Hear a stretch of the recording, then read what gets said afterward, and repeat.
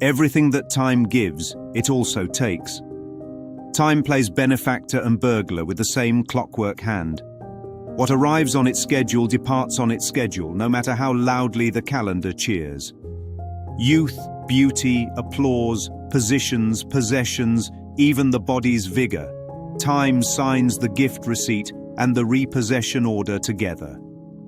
If a thing needs time to be, it will need time to end. A Course in Miracles names the trick directly. Time is a sleight of hand that shows a form, then makes it vanish. The ego calls this life, confuses motion with meaning, and treats the vanishing as tragedy rather than proof the gift was never real. What truth gives, it gives forever.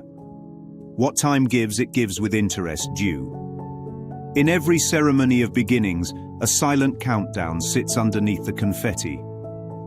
The same clock that rings the wedding rings the wake. The Course reframes the whole bargain.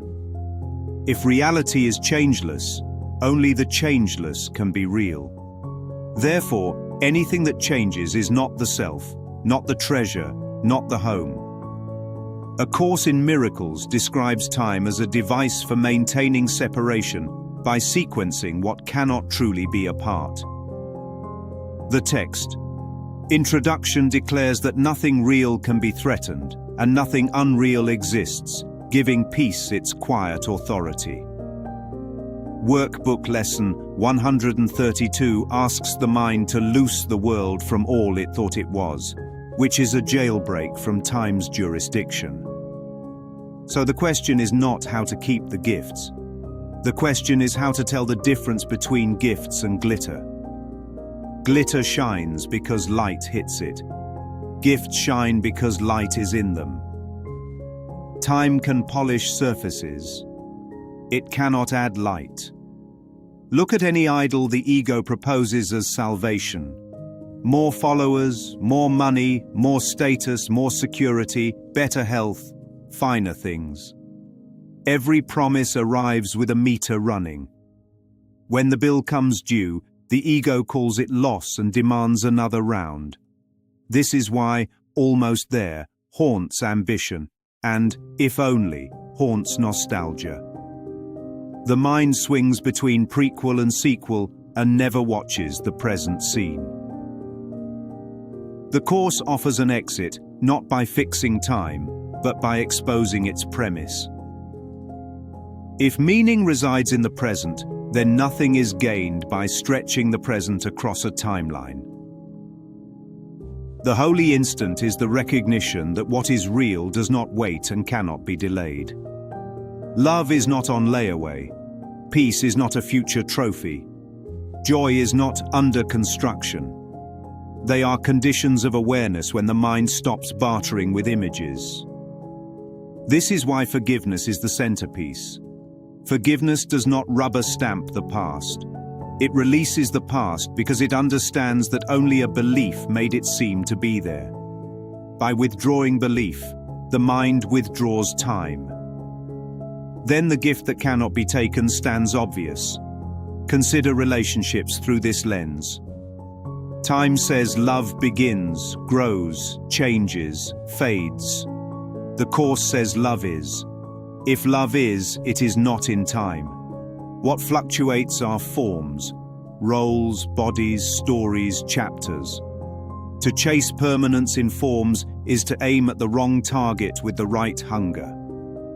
Let the desire for the unlosable point past everything that can be lost. Practice becomes very simple here.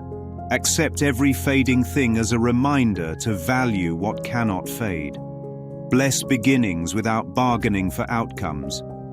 Use gratitude like a tuning fork to tell the resonance of truth from the shimmer of time. Gratitude for the eternal feels like rest. Gratitude for the temporary feels like relief laced with fear. Follow rest. Release fear. Notice the mind's negotiations. Just a little more time, just a little more proof. And smile. This makes the present holy, not because of events, but because of presence. Presence needs no deadline to be valuable. In presence, the mind remembers it was never on layaway.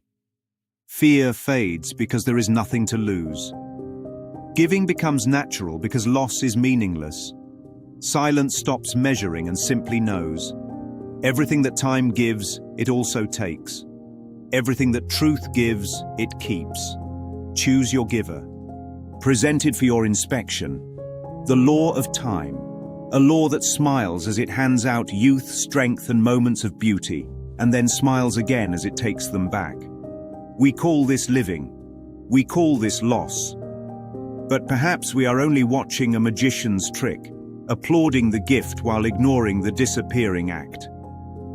For there is another law, one not of time but of eternity, where what is given remains forever and what is loved is never lost. Between the two laws lies a choice, to keep counting the minutes or to step outside of them. A choice not of clocks or calendars but of vision.